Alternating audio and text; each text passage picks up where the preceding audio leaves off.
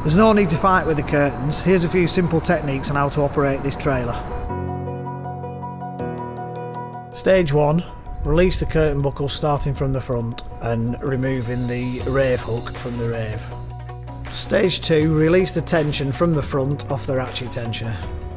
Stage 3. Lift the front pole off the tensioner and pull the curtain slightly back. Stage 4. Start opening the curtain from the rear, pulling the curtain to the rear and concertinaing it. Stage 5. Bunch the curtain to the rear and retain the curtain pole using a load strap to prevent roof damage.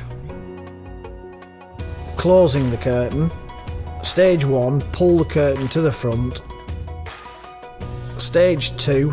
Make sure the curtain is tucked under the pelmet and put the pole onto the tensioner.